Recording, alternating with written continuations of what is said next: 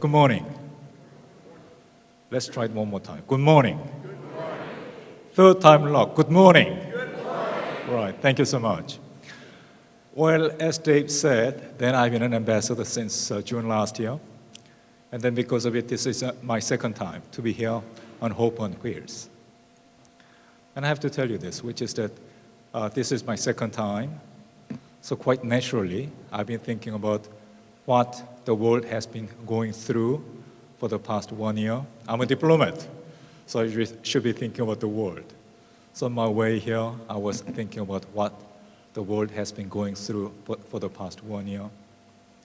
And on the one hand, it has been not the most encouraging year, I have to say, in the sense that look at what's happening in Iraq, look at what's happening in Ukraine, look at what's happening in large number of countries in West Africa, where this epidemic, Ebola, is raging.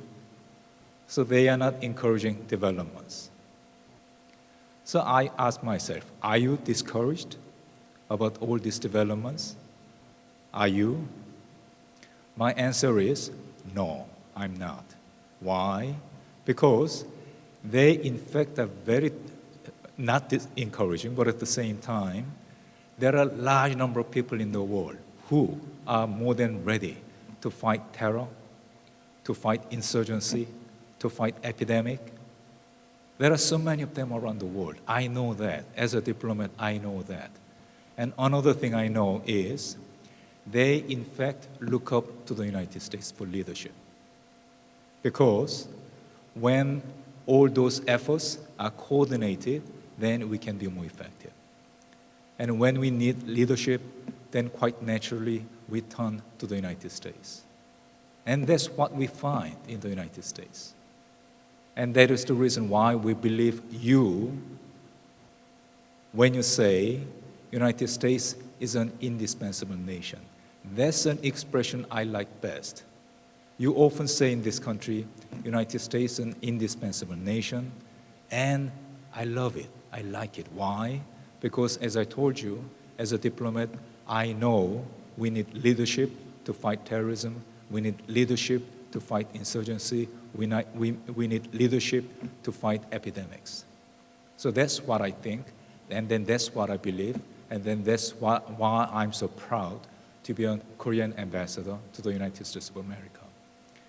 Why do I say all that?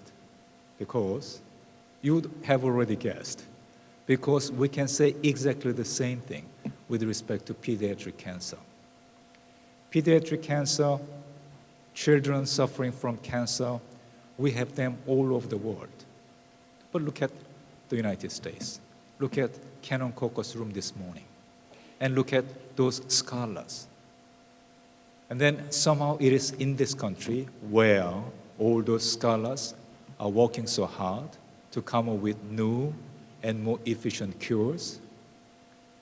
And then I guess there are some Hyundai dealers. Where are you? Right, so glad to see you. And then somehow it is only in this country that business community get together with the scholars to provide the funding.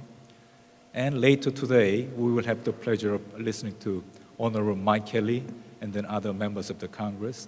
And then it is in this country, only in this country, where such large number of members of Congress and the politicians, they provide the necessary leadership.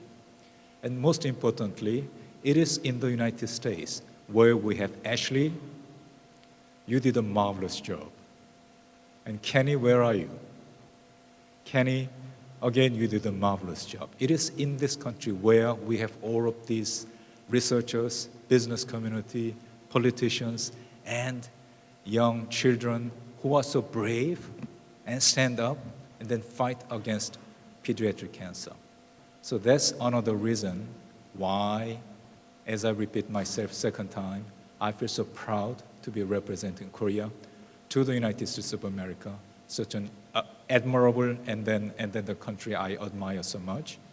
And then you are my heroes, researchers, Hyundai dealers, politicians, young cancer survivors. You are my heroes, and so glad to see you again this morning, and all the best for the coming 1 year. Thank you so much. Thank you.